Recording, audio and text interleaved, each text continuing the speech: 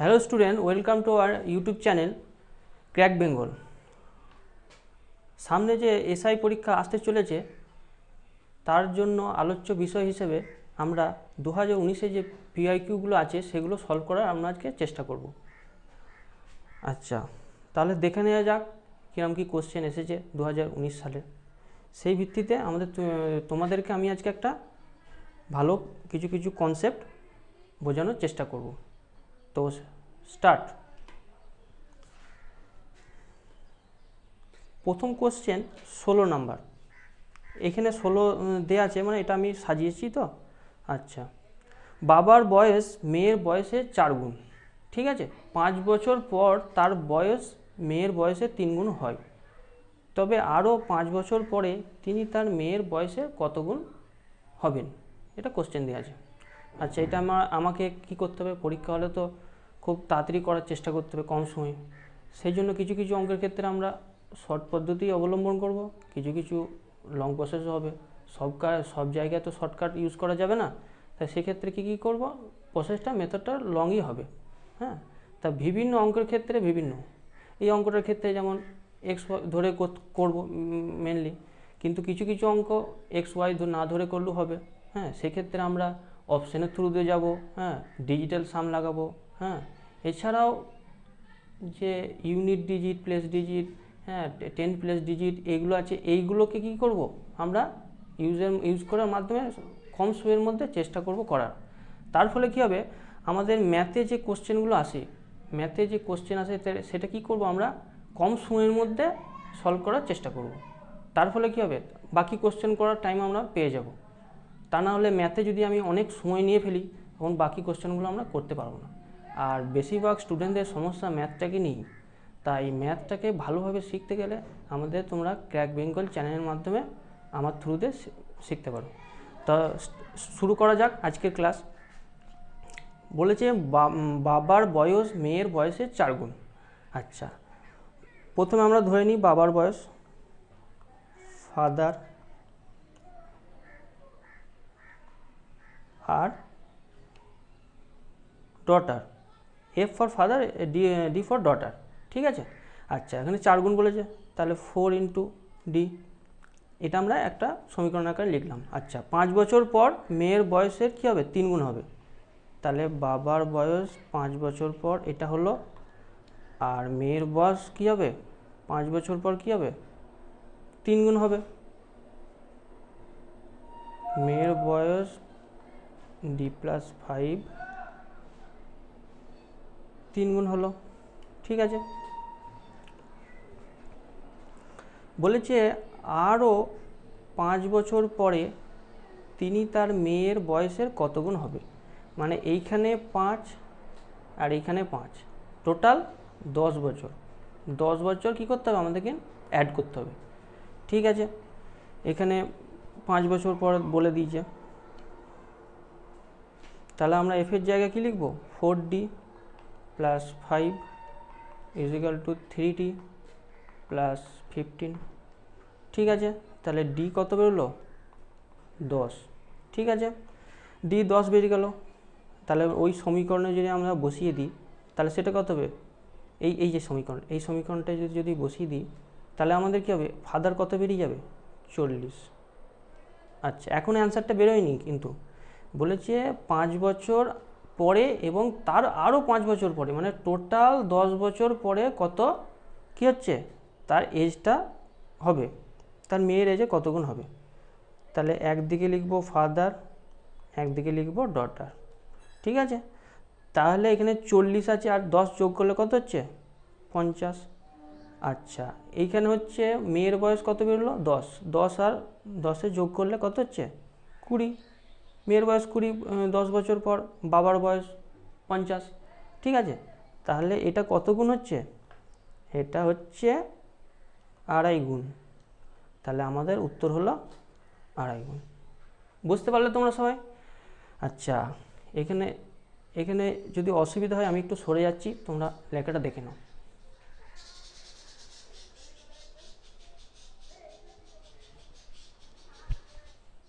আচ্ছা, আশা করি তোমরা সব দেখে নিয়েছো। আমরা নেক্সট কোশ্চেনে চলে যাই। নেক্সট কোশ্চেন হচ্ছে নাম্বার 17। আচ্ছা, দুটি অঙ্ক বিশিষ্ট অঙ্কদ্বয়ের গুণফল 8 যখন 18 যোগ করা হয় তখন সংখ্যাটি অঙ্কদ্বয়ের স্থান পরিবর্তন হয়। মানে ইউনিট প্লেসে যেটা থাকে একক অঙ্ক সেটা দশক অঙ্ক হয়ে যায় এবং দশক অঙ্কটা কী হয়, একক অঙ্কে পরিণত হয়। তাহলে এইটা যদি আমরা সবাই তোমাদেরকে শেখাবে সেই 9-10-এর প্রসেসে এক্স ওয়াই ধরে করি, হ্যাঁ, ধরি এক্স সমান ওইটা অঙ্ক, ওয়াই সমান এটা সম্পূর্ণ কী হবে, টাইম ওয়েস্ট হবে। ঠিক আছে, তাহলে স্যার কি করব, তাহলে স্যার এটাকে কি করব, বাই অপশন করার চেষ্টা করব। ঠিক আছে, আচ্ছা, বাই অপশন করতে গেলে আমরা অপশনগুলো প্রথমে লিখে নেব।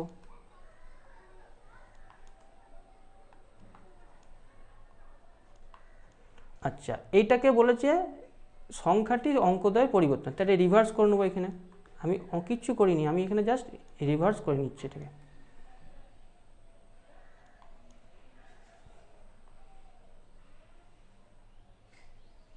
তোমাদের এখানে দেখতে একটু সমস্যা হচ্ছে, আমি একটু সরে যাচ্ছি, তোমরা দেখো ওইদিকে লেখাটা অতটা আসবে না। কিছুই করিনি, আমরা এটাকে রিভার্স করে নিয়েছি।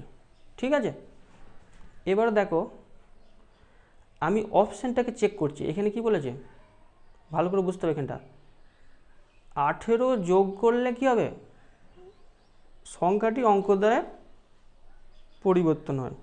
ঠিক আছে, ভালো করে এটা বুঝো। তাহলে আমি যদি অপশানের থ্রুতে যাই, এই অপশানটা বাদ দিই, এই অপশানটা দেখো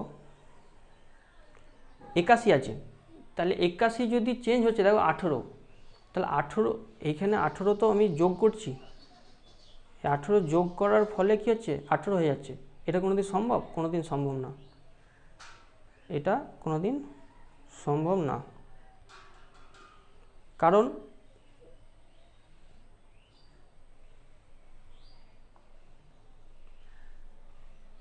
একাশি থেকে 18 যোগ করলে কোনোদিন 18 হয় না। ঠিক আছে, আচ্ছা, এটাও চেঞ্জ করছি, এটা 18 সাথে 18 যোগ করলে 36 হয়, তাহলে এটা কি হচ্ছে না। এটাও কি হচ্ছে না, কমে যাচ্ছে। তাহলে অপশান হচ্ছে, অ্যান্সার হচ্ছে এটা, যেটা হচ্ছে আমাদের নাম্বার এ।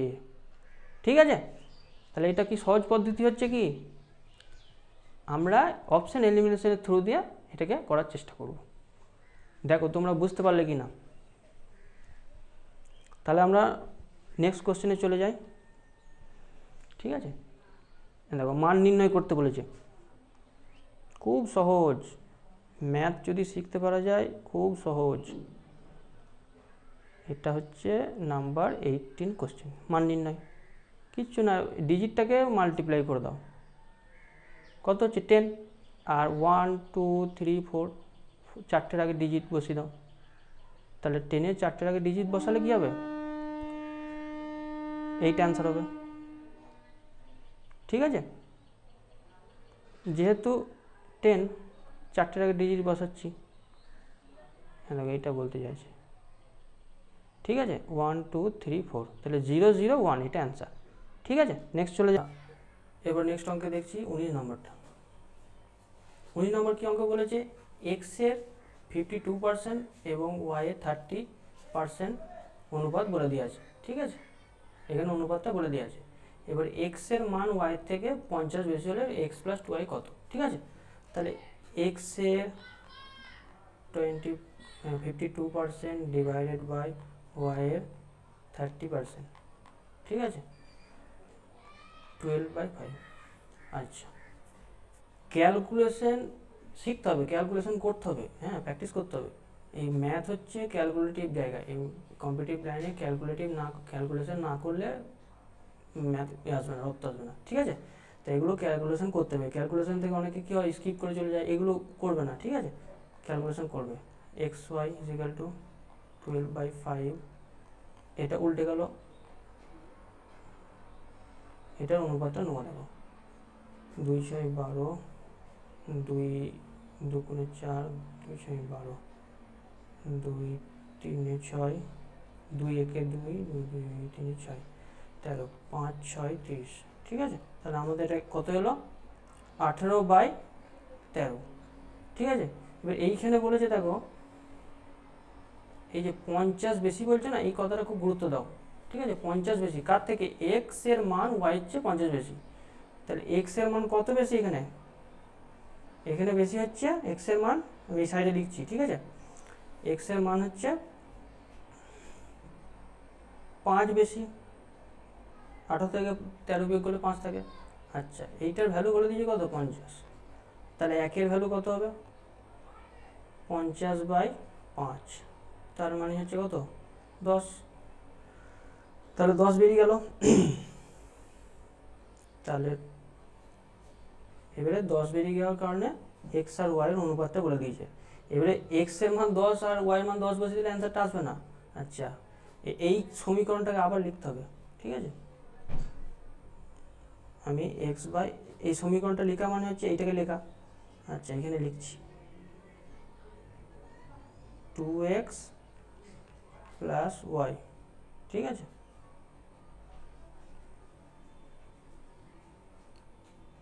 এইখান থেকে এক্স আর ওয়াইটা বের করবো, ঠিক আছে। আগে বের করি, আগে এক্স কত, ওয়াই কত। এখানে 18 ইন্টু 10, ঠিক আছে। আর এটা হচ্ছে 13 ইন্টু 10, বুঝতে পেরেছ? এইখানে অনুপাতটা দিয়েছে, তাহলে এক্স এর মান যদি 10, এটার মান 10 বেরোলো, তাহলে এখানে 10 দিয়ে গুণ করে দিলে এই মানটা এক্স আর পেয়ে যাবে। এখানে এটা বসিয়ে দেবো, 2 ইন্টু এক্স এর মান কত? 180, আর ওয়াই এর মান এই যে এখান থেকে পাচ্ছি আমরা, ওয়াই এর মান 130, তাহলে এইখানে 130 লিখলাম, ঠিক আছে। আচ্ছা, এটা ক্যালকুলেশন করব, 360 আর এটা হচ্ছে 130, ঠিক আছে। এটাকে ক্যালকুলেশন করতে হচ্ছে 094। দেখো এটা বি এর অ্যান্সার। আশা করি বুঝতে পারা গেছে। আচ্ছা, এবার আমরা নেক্সট কোশ্চেনে চলে যাব। অমিত তার স্ত্রী সোমার চেয়ে এত বছরের বড়। তাদের একমাত্র ছেলে বনির বয়স বর্তমান 1/3, ঠিক আছে। যদি অমিত ও বনির বর্তমান বয়সের সমষ্টি 54 বছর হয়, তবে বনির জন্মের সময় সোমার বয়স কত ছিল, ঠিক আছে। আচ্ছা, অমিত তার স্ত্রী সোমার চেয়ে এত, এক একটা পয়েন্ট এক একটা লেখার চেষ্টা করব। প্রথমে লিখব অমিত, সেটা হচ্ছে 6 বছরের বড় সোমার চেয়ে, সোমা প্লাস 6, ঠিক আছে। আর একটা কি ইনফরমেশন দিয়েছে, তাদের ছেলে বনি, বি ফর বনি, তার বয়স হচ্ছে 1/3 কার? সোমা, S/3, ঠিক আছে। আচ্ছা, এবারে কি করব, বলেছে যে অমিত আর বনির বয়স সমষ্টি হচ্ছে 54, ঠিক আছে। এবারে বনির বয়সটা বসিয়ে দিচ্ছি, অমিতের জায়গায় কি বসাবো? সোমা প্লাস 6, এই যে এখানে আছে। আচ্ছা, বনির জায়গায় কি বসাবো? S/3, তাহলে সব কিসে ট্রান্সফার হয়ে গেল? এসে ট্রান্সফার হলো সোমার। এখান থেকে আমরা কি পাবো? সোমার বয়সটা পেয়ে যাব।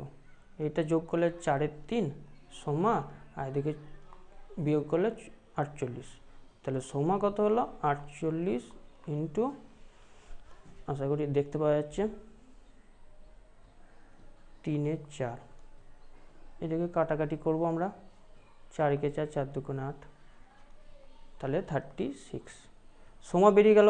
এবারে বনি বেরোবে, বনি কত? সোমার 1/3, তাহলে 36 1/3 কত হলে কত হবে? 12, ঠিক আছে। বনি আর সোমার বয়স বেরিয়ে গেল। এবারে কি করব আমরা, বনি বলছে যখন জন্মগ্রহণ করেছিল তখন সোমার বয়স কত ছিল, তাহলে সোমার বয়স, বনির বয়স যখন বার্থ ছিল কত ছিল? 36 - 12, সিম্পলি 24, ঠিক আছে। কিছু কিছু এইটা অ্যান্সার হবে, ঠিক আছে। কিছু কিছু কোশ্চেন একটু সলভ করতে হবে, তার কারণ হচ্ছে সব সব পদ্ধতিতে তো সব অঙ্ক হবে না, কিছু কিছু অপশানের থ্রু দিয়ে কিছু কিছু, ঠিক আছে। এটা তোমরা বুঝতে পারলে, এবার দেখে নাও। নেক্সট চলে যাচ্ছি আমরা, কত নম্বর কোশ্চেন? 21। তিনটি সংখ্যার সমষ্টি 136 যদি প্রথম ও দ্বিতীয় সংখ্যার অনুপাত 2:3 হয় এবং দ্বিতীয় তৃতীয় সংখ্যার অনুপাত যদি 5:3 হয়, তাহলে দ্বিতীয় সংখ্যাটি কত? ঠিক আছে, এটা দেখো 1 2 3, তিনটে সংখ্যা, এটা কোনো নাম্বার না, একটা কি ডিনোট করেছে যে এটা XYZ ধরতে পারো তোমরা। ঠিক আছে, ওপরে আমি লিখে দিচ্ছি দেখো XYZ। ঠিক আছে, এটা না ধরতে পারো, তাহলে XYZ একটা নাম্বার, বা 1 2 3 একটা নাম্বার, তাহলে 2:3, আর ওইটার অনুপাত হচ্ছে কত? 5:3। ঠিক আছে, এবারে এটা কী করছি, যেহেতু ওয়াইটা উভয় ক্ষেত্রেই আছে, এইখানেও আছে, এই সমীকরণটাতেও আছে, এই সমীকরণটাতেও আছে, তাহলে কী হবে, ওয়াইটাকে সমান করতে হবে।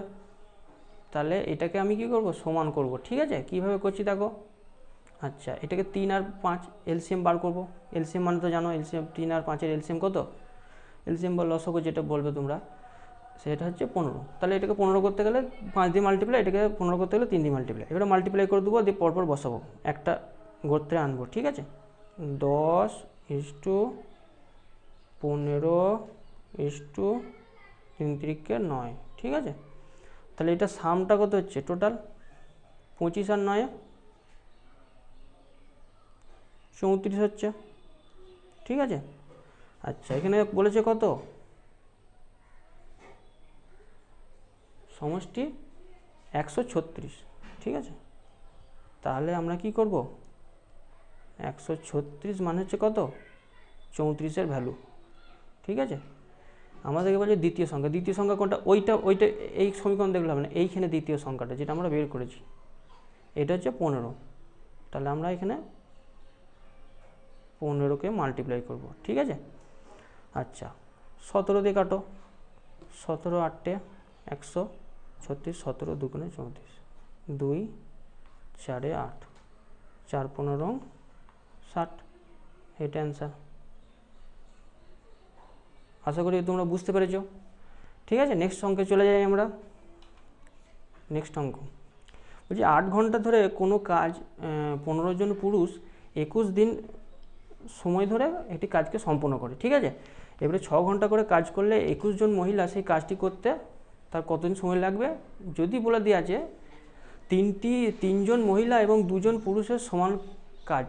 ঠিক আছে, তাহলে এই কোশ্চেনের ক্ষেত্রে আমরা প্রথমে না এইটা লক্ষ্য করব, শেষ থেকে অঙ্কটা করব। কিছু কিছু অঙ্ক শেষ থেকে করতে হয়, এটা অনেকে জানে না, অনেকে প্রথম থেকে করতে শুরু করে দেয়।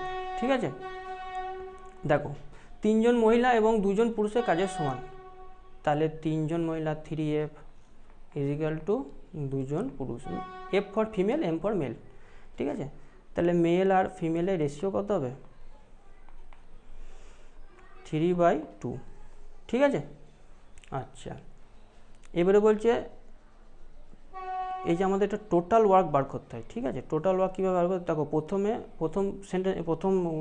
সেন্টেন্সটা পড়ো।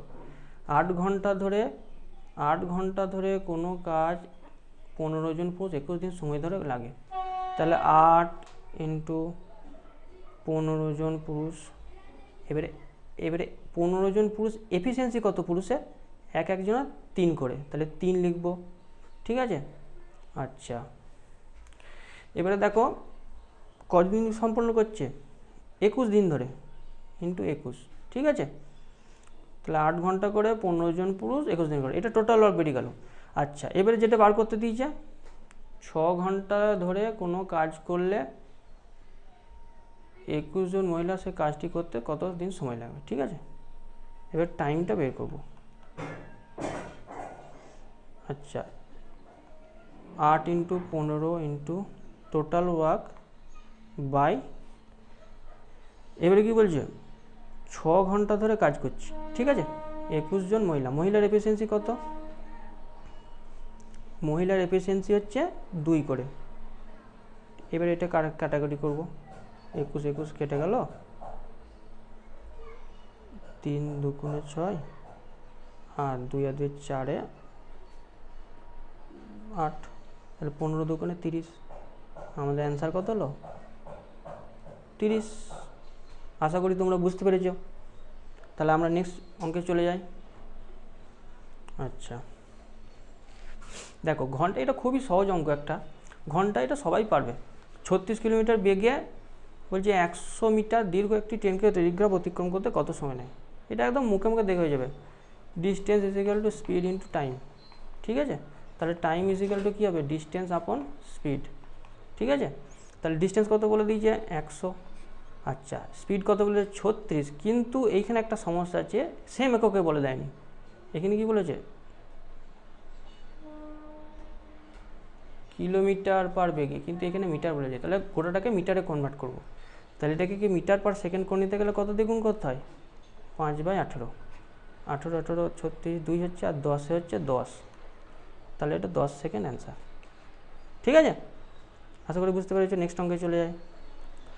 এ একটি কাজ 12 দিনে করতে পারে, এ এবং বি একসঙ্গে কাজটি করলে সময় লাগে 8 দিন।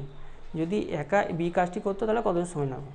তাহলে প্রথমে এ কত দিনে করে, 12 দিনে করে। এ বি একসাথে করলে এইভাবে লিখবো, এ বি একসাথে করলে সেটা করে কত দিনে, সেটা করে 8 দিনে। এবারে তোমরা জানো এটা এলসিএম নিতে হয়, এটা এলসিএম কত 24, এখানে লিখবো 2, মানে এই 12টা এই 24 ভাজিত 12 করতে হয়, মানে এফিসিয়েন্সি বেরোয়, এখানে 3। তাহলে 3 এ বি 3 হলে কত হবে, এর কত হবে, এর হবে না, সরি এর বেরিয়ে গেছে, এর 2, আর বি এর কত হবে, এই এ বি থেকে বিয়োগ দিতে হবে, তাহলে 2 থেকে 3 বিয়োগ দিলে 1 হবে, ঠিক আছে। তাহলে বি কাজটি সম্পূর্ণ করবে কত দিনে, 24/1, ঠিক আছে, 24 দিনে। আশা করি বুঝতে পেরেছো। টোটাল ওয়ার্ক দিয়ে বের করে টোটাল ওয়ার্কটাকে তার এফিসিয়েন্সিতে ভাগ করলেই কী হয়ে যাবে, সময় কত আছে তার বেরিয়ে যাবে, ঠিক আছে। নেক্সট অঙ্কে চলে যায়।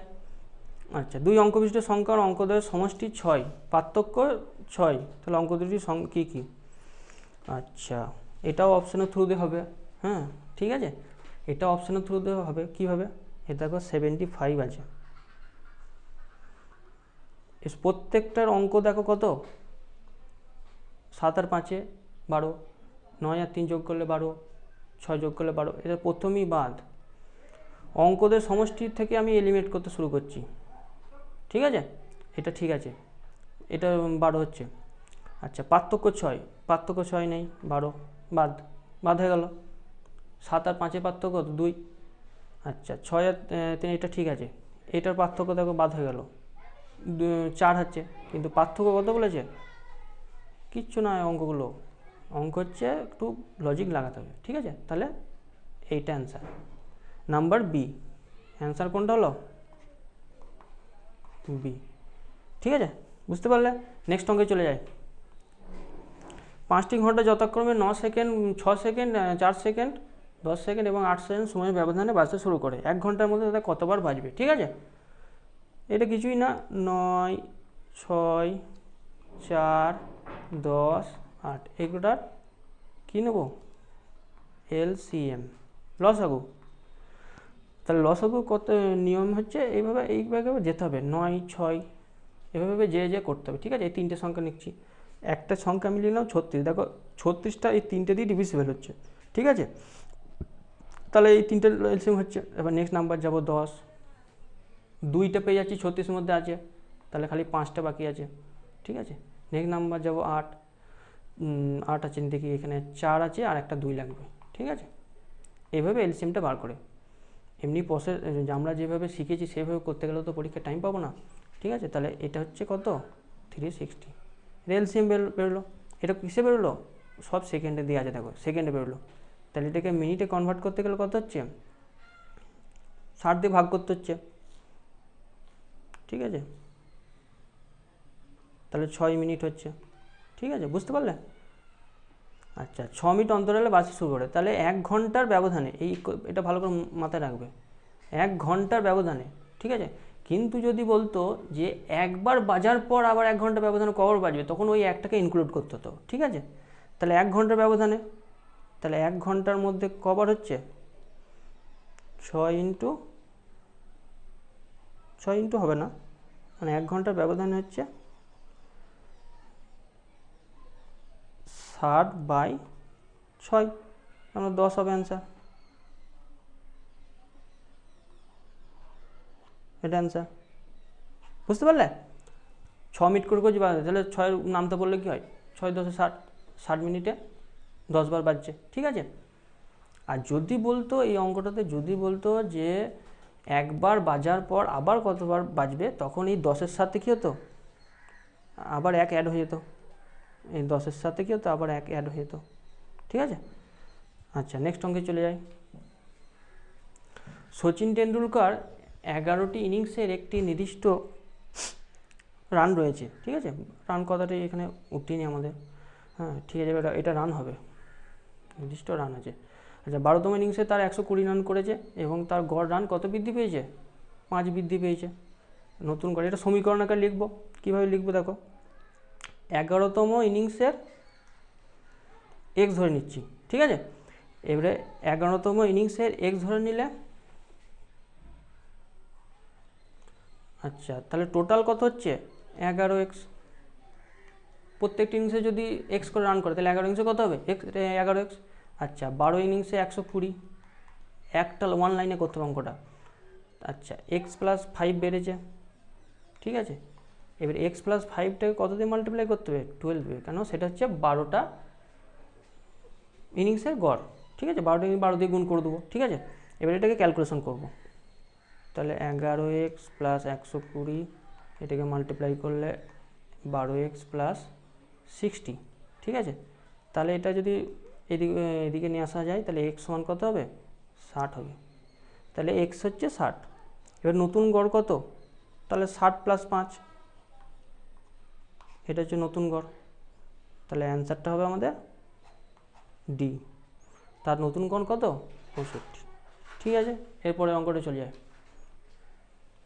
মোটর চাকা বলছে গাড়ির মোটর চাকা 440 কিলোমিটার চলতে 1000 বার ঘুরে, চাকার ব্যাস কত। ঠিক আছে, তাহলে আমরা জানি কত, একবার ঘুরছে যখন, 1 টাইম রেভলিউশন হলে কত, 1 রেট ঘুরলে হচ্ছে 2 পাই আর। ঠিক আছে, এটা একটা ফর্মুলা, একটা চাকা যদি ঘুরে তার পরিধি যতটা যায় সেই পরিধি পরিমাণ সে কী করে, ডিস্টেন্স কভার করে। আচ্ছা, তাহলে এটা সমীকরণ আকারে লিখবো, 440 মিটার যাচ্ছে কত, একবার গেলে যদি 2 পাই আর যায়, তাহলে 1000 বার গেলে কত যাবে, 1000 × 2 পাই আর। তাহলে সেখান থেকে আর এর মান বার করব, 440 ডিভাইডেড বাই 1000 × 2। এবারে পাই মানে জানি আমরা 22-এর 7, তাহলে নিচে 22, ওপরে 7। ঠিক আছে, এবারে কাটাকাটি করতে হবে। আগে 22 আর 2-এ 44, একবারে কেটে দিলাম, তাহলে এখানে 10 হলো। আবার 10টাকে এখানে একটা শূন্য কাটছি, তাহলে 7 আসছে উপরে, আর দুটোর আগে দশমিক। তাহলে এটা হলো কি, ব্যাস বেরোলো, এই রেডিয়াস বেরোলো।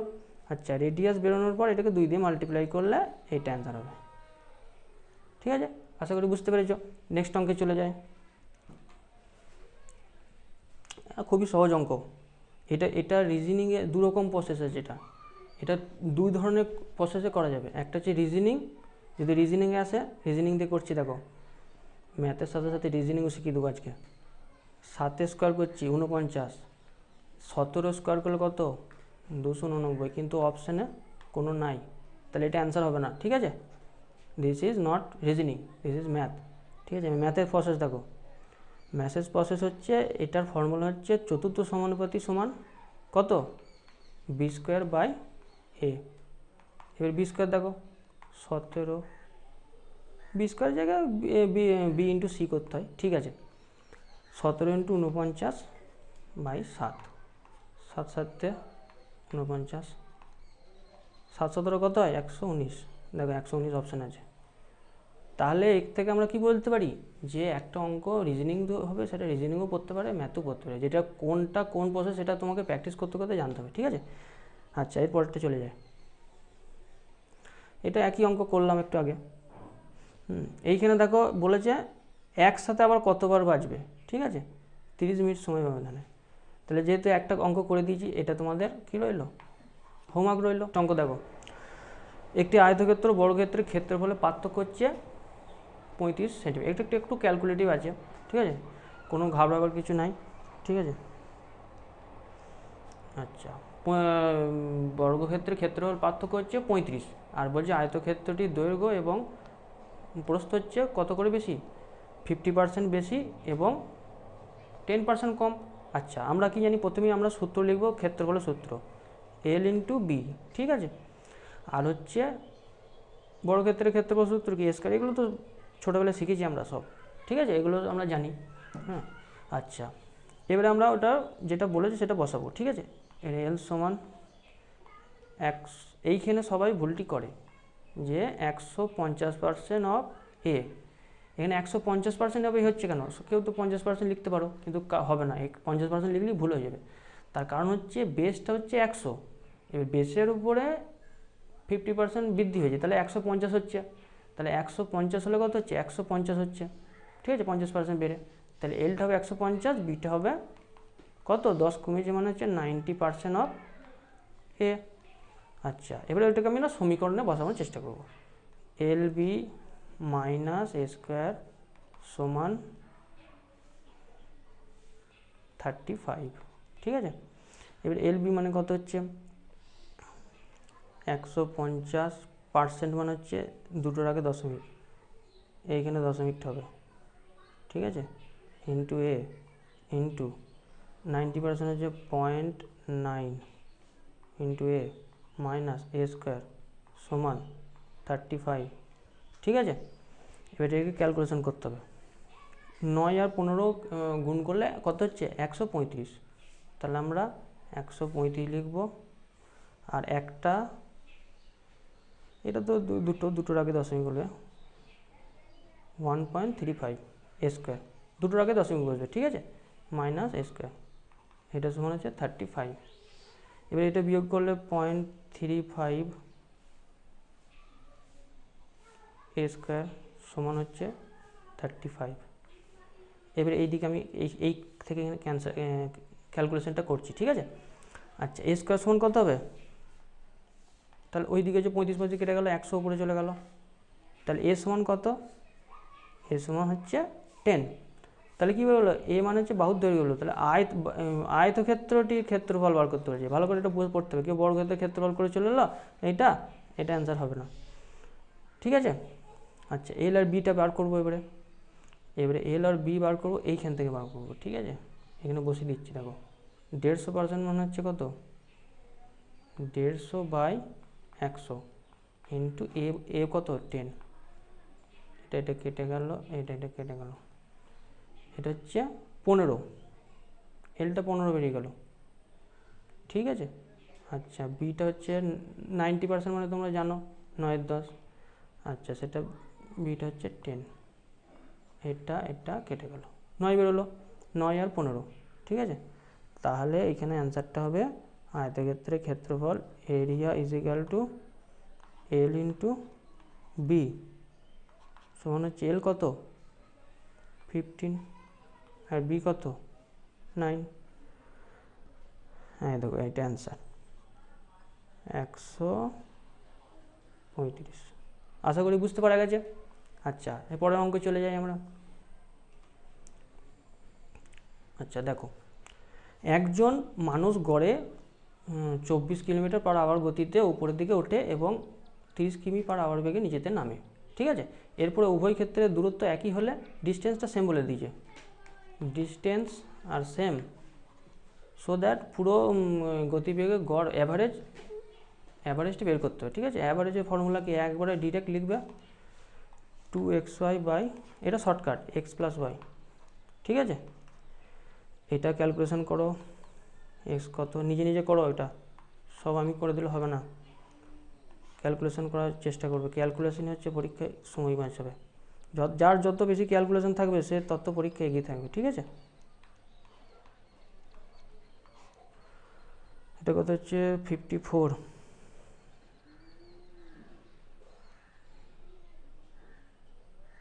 6 5 30, 6 9 54, 3 8 24, 3 3 9। তাহলে এইখানে আমি লিখছি অ্যান্সারটা, স্পিড সমান অ্যাভারেজ স্পিড কত হচ্ছে, 8 দুগুণে 16 আর 5 5 80/3, মানে ওই কত হচ্ছে, সে 26.66, ঠিক আছে। আচ্ছা, এটা হয়ে গেল অ্যান্সার। আচ্ছা, বুঝতে পেরেছ। এরপরে নেক্সট কোশ্চেন চলে যাই। একটি দলে 75টি মেয়ে গড়ে ওজন 47 কেজি, ঠিক আছে। আচ্ছা, একটি মেয়ের ওজন দেখা গেল 45 কেজি, যার প্রকৃত ওজন ছিল 25।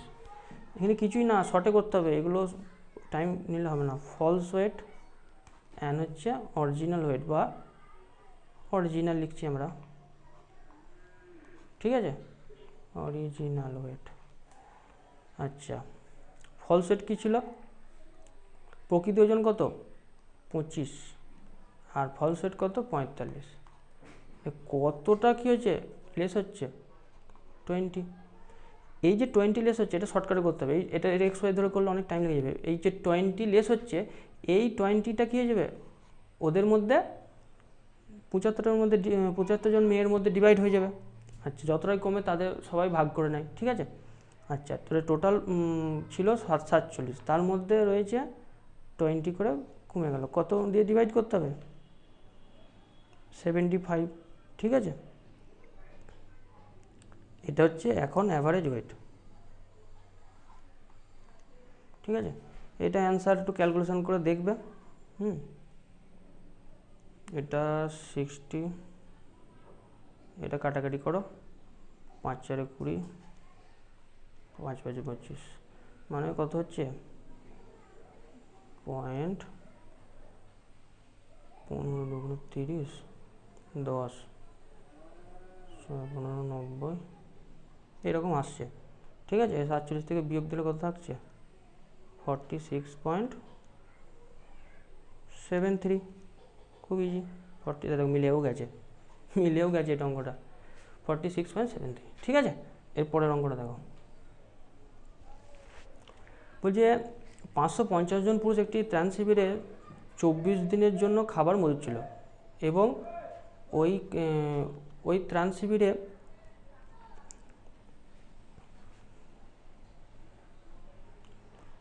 শিবিরে আরও এতজন যোগ দিল, ঠিক আছে। কত ওই সমপরিমাণ খাদ্য কতদিন চলবে, ঠিক আছে। আচ্ছা, এটা খুব সহজ অঙ্ক, একইভাবে করতে হবে। 550-এর জন্য 28 দিন ইজিক্যাল টু ওই ত্রাণের আরও যোগ করেছে, তাহলে 550 প্লাস কত হবে? 550 প্লাস 150, এটা কত দিনে চলবে? এক্স দিনে চলবে, ঠিক আছে। এটাকে সলভ করতে হবে। এবার একটু নিচে করি ক্যালকুলেশন, এটা ক্যালকুলেশন তো 550 ইন্টু 28 ডিভাইডেড বাই 0.017, 700, কাটাকাটি করলাম, 5 11,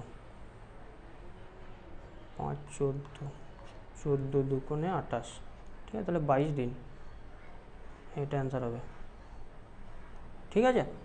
আশা করি তোমরা বুঝতে পেরেছ। আচ্ছা, নেক্সট অঙ্কে চলে যায়।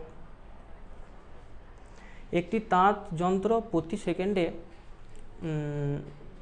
0.128 মিটার কাপড় বোনে, ঠিক আছে। আচ্ছা, 15 মিটার কাপড় বুনতে তার ওই যন্ত্রটি কত সময় সময় লাগে? খুব সহজ অঙ্ক, দেখো 1 সেকেন্ড এত মিটার বোনে, হ্যাঁ, তাহলে 0.12, এগুলো ঐকিক নিয়ম অঙ্ক। 1 সেকেন্ড খুবই সহজ, তাহলে 1 বনে 1/0.128, তাহলে এখানে হচ্ছে 25 মিটার বলেছে, 25 ইন্টু 1.8, ঠিক আছে। এটা উঠে গেল উপরে, ঠিক আছে। 2 50, 2 6 12, 2 4 8, 66। এটা একটু ক্যালকুলেশনটা করবে বাড়িতে, ঠিক আছে। এটা অ্যান্সারটা বের করবে, হ্যাঁ। এটার অ্যান্সার হবে, ঠিক আছে, এটা 9. এটা একটু ডিজিট, একটু ক্যালকুলেশন হবে, এটা ক্যালকুলেটিভ, ঠিক আছে। কোশ্চেনে চলে যায়। কিছু পরিমাণ মূলধন সরল সুদে 4 বছরে দ্বিগুণ হয়, ঠিক আছে। কত বছরে তার সুদে মূল্যে 8 গুণ হবে? শর্টে করব। এখানে কি করব, ধরে নেব পিটা হচ্ছে কি মূলধন বা প্রিন্সিপাল, ঠিক আছে। আচ্ছা তাহলে আইটা কত হয়ে গেছে, তাহলে 4 গুণ যেহেতু হচ্ছে দ্বিগুণ হচ্ছে 4 বছরে, তাহলে কি হচ্ছে ফর্মুলা সমান কি জানি, আই সমান পি আর টি বাই 100, ঠিক আছে। এর ফর্মুলাতে লিখছি, আর এই জায়গায় 1 গুণ, দ্বিগুণ মানে কি 1 থেকে বেড়ে 2 হয়েছে, তাহলে 1 যদি প্রিন্সিপাল হয় তাহলে 2 কী হবে, আর 2 থেকে -1 করলে কী হবে, ইন্টারেস্ট হচ্ছে 1, তাহলে আমরা এটা 1 লিখবো, প্রিন্সিপাল 1 লিখবো, ঠিক আছে। 8টা বলে দেয়নি, 8টা বের করতে হবে। আচ্ছা নেক্সট দেখো টি কত বলেছে 4, তাহলে এটা 4 কাটলে কত করে, কাটাকাটি করলে কত হবে 25, তাহলে আর সমান 25% বেরিয়ে গেল, ঠিক আছে। এবার বলছে কত বছরে তার সুদে মূলে 8 গুণ হবে, ঠিক আছে। আচ্ছা এবার টাইমটা বের করতে হবে, আবার সেম ফর্মুলা কেটে দাও, 8 গুণ যেহেতু বলেছে, 8 গুণ, তাহলে 1 থেকে বেড়ে 8 হচ্ছে, তাহলে 1 না এটা না 1 মিনিট,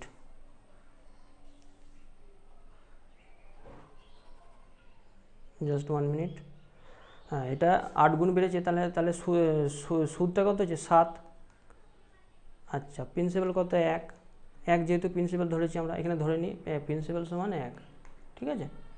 আচ্ছা 1 হচ্ছে প্রিন্সিপাল, 7 হচ্ছে সুদ, তাহলে এটা হচ্ছে টাইমটা বার করতে হবে, 8টা কত 25 ডিভাইডেড বাই 100, তাহলে টি সমান কত বেরিয়ে যাবে 28, ঠিক আছে, এটা অ্যান্সার। নেক্সট চলে যায়। আচ্ছা একজন ব্যক্তি এত টাকা কেজি ধরে এত কেজি চাল, এই অঙ্কটা খুব ভালো অঙ্ক, এই অঙ্কটা দেখো নিজে নিজে এগুলো খুব ভালো করে প্র্যাকটিস করতে হবে, এই অঙ্কটা খুবই ভালো অঙ্ক, এটা এক্স ওয়াই ধরে করতে গেলে অনেক টাইম খেয়ে যাবে, এইগুলো সময় বাজাতে হবে, টাইম টেকেন,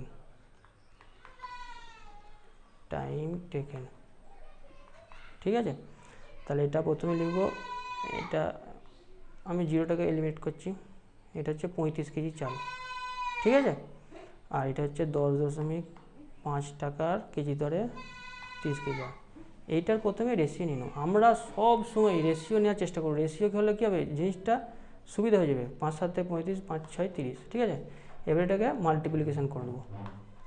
আচ্ছা মাল্টিপ্লিকেশন করছি, অ্যাভারেজ বের করছি, প্রথমে কস্ট প্রাইস বের করছি, ঠিক আছে। ভালো করে পড়ো, এখানে বলছে 2 প্রকার চাল মিশ্রণ করলো, এই প্রতি কেজি চাল আবার বলছে কত টাকায় বিক্রি করলে মোটের উপরে 35, এটা শেষে করছি। আচ্ছা কস্ট প্রাইসটা বার করে নিচ্ছি, ঠিক আছে। 9.5 into 7 plus 10.5 into 6 divided by 7 plus 6, এটা জানি আমরা কীভাবে অ্যাভারেজ বের করতে হয়। আচ্ছা এটা ক্যালকুলেশনটা পাশে করো,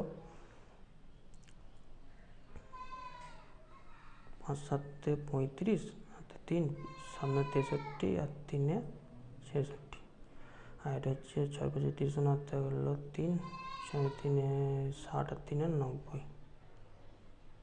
না দাঁড়াও 1 মিনিট,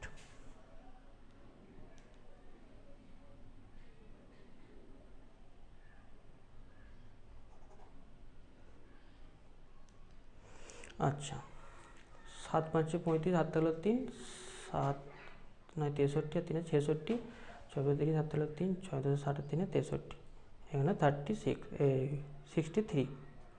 আচ্ছা এটাকে অ্যাড করবো 5.9 12, ঠিক আছে, 129.5 ডিভাইডেড বাই এটা হচ্ছে কত 97 হলো 3, ঠিক আছে, 129.5 ডিভাইডেড বাই 7 আর 9 13, এটা ক্যালকুলেশন করবো, 13 9 117, 117 12, 12 মানে হচ্ছে 125, আচ্ছা পয়েন্ট 125 হলে কত হচ্ছে আবার 9, 125 হলে 9, ঠিক আছে, 9 পয়েন্ট সামথিং হবে, ঠিক আছে।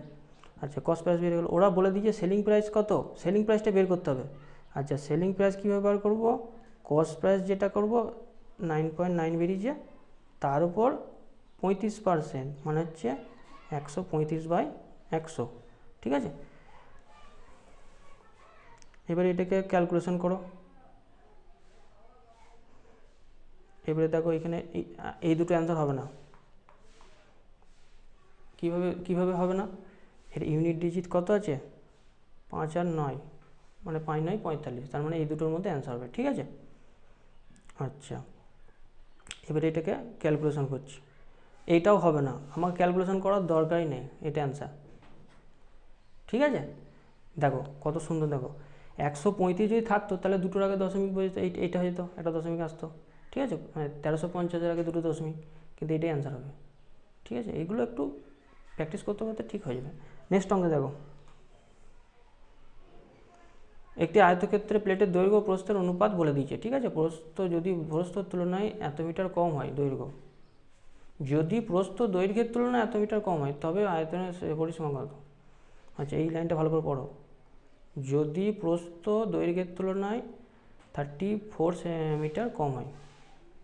আচ্ছা অনুপাতটা তো বলে দিয়েছে 6:5। আচ্ছা প্রস্থ বলে দিয়েছে কত, বিটা বলছে কত হবে, 34 মিটার কম হবে, এলের থেকে 34 কম। ঠিক আছে, তবে আয়তক্ষেত্রটির পরিসীমা কত ছিল? আচ্ছা আচ্ছা আচ্ছা এইখানে দেখো ডিফারেন্সটা ভালো করে বুঝো। 1, এটা দৈর্ঘ্য, এটা প্রস্থ, এটা দৈর্ঘ্য, এটা প্রস্থ, তাহলে ডিফারেন্স কত? 1। এই 1-এর ভ্যালুটা বলে দিয়েছে 34, বুঝতে পারছো? বলেছে প্রস্থ দৈর্ঘ্যের তুলনায় 34 মিটার কম। ঠিক আছে, তাহলে এটা 34 মিটার কম, তাহলে 1-এর ভ্যালু এটা হলে কত হবে? এটা ইন্টু 6, একটার ভ্যালু যদি এরকম হয়, এইভাবেই বের করে এগুলোকে। আচ্ছা তাহলে প্লেটটির পরিসীমা কত? তাহলে পরিসীমা কত হবে? 2 into L plus B, therefore এল আর বি, এই দুটো যেহেতু 34 আছে বাইরে বার করে নিচ্ছি, 6 প্লাস 5। দেখো এটা এবারে ক্যালকুলেশন আছে, এই কত তাড়াতাড়ি করবো দেখো। 2 এটা হচ্ছে 68, আর এটা হচ্ছে 11। এবার 11-র কিছু মাল্টিপ্লিকেশন নিয়ম আছে, সেটা হচ্ছে 11কে যখনই মাল্টিপ্লাই করব তখন এই সংখ্যার সাথে এই সংখ্যা অ্যাড হতে থাকবে। ঠিক আছে, আর 8টা সেম লিখবো, 8 আর 6 14, 4 হাত থাকলো 1, এক হাতে রাখবো, 6 সাথে 1 যোগ হয়ে যাবে 748। ঠিক আছে, হ্যাঁ দেখো অ্যান্সার এটা। ঠিক আছে, বুঝতে পারা গেল। নেক্সট চলে যাই। পরীক্ষা উত্তীর্ণ হওয়ার জন্য সামগ্রিক নাম্বার 40% পাওয়া প্রয়োজন। ঠিক আছে, একজন ছাত্র এত নম্বর পেয়ে এত নম্বর কম পেয়েছে, এই লাইনটা পড়তে ভালো করে, খুব ভালো অঙ্ক এটা, খুব সহজ এবং খুব তাড়াতাড়ি হবে, খালি সিম্পলি যোগ করে দাও। ঠিক আছে, কত হচ্ছে? হাত থাকলো 1, 12 2, হাত থাকলো 1 3, 320। তাহলে এইটা পেলে কত হতো স্যার? পাস করে যেত। আর পাস কতই বলেছে? 40%। ঠিক আছে, তাহলে এটার ভ্যালু হচ্ছে 40%। তাহলে কী বলতে বলেছে উক্ত পরীক্ষা মোট নাম্বার কত? তাহলে 100% হচ্ছে টোটাল নাম্বার, তাহলে দেয়ারফর টোটাল নাম্বার হচ্ছে এটা বাই 40 ইন্টু 100, 0 0 কেটে গেল, 8 32, সিম্পলি 800 অ্যান্সার। ঠিক আছে, এইভাবে করবে। নেক্সট চলে যাই। যদি কোনো ভগ্নাংশের লব এত % বৃদ্ধি পায় এবং হর এত % বৃদ্ধি পায় তাহলে নতুন ভগ্নাংশের এত হবে। আচ্ছা ধরে নিচ্ছি নাম্বারটা x/y। ঠিক আছে, এবার এক্সের কত % বৃদ্ধি পায়? বৃদ্ধি পাওয়া মানে শুধু 200% লিখলে হবে না, বৃদ্ধি পাওয়া মানে হচ্ছে 200 + 100। ঠিক আছে, টোটাল এই পার্সেন্টেজটা। আর নেক্সট হচ্ছে 150% বৃদ্ধি, 150 আর 200 250। এটা হলো কত? নতুন ভগ্নাংশের 9/35। ঠিক আছে, আচ্ছা তাহলে XY রেশিওটা বার করলেই বেরিয়ে যাবে, এই ভগ্নাংশটা বেরিয়ে যাবে 9/35। এইগুলো আমাদের কেটে যাবে। ঠিক আছে, এটা উল্টে যাবে, একটা 0 কাটছে, তাহলে এদিকে চলে গেলে কোথায়? 25/30। এবারে ক্যালকুলেশন, 5 5 6 25, 5 6 30, 5 7 35, 6 আর 9 কাটলে 3 3 9, 3 2 6, 3/14। দেখো এটা অ্যান্সার। ঠিক আছে, আচ্ছা আশা করি আমার ক্লাসটা তোমাদেরকে খুব ভালো লেগেছে। হ্যাঁ, এর ফলে তোমরা যদি আরও শিখতে চাও আমি আরও ভিডিও আনবো।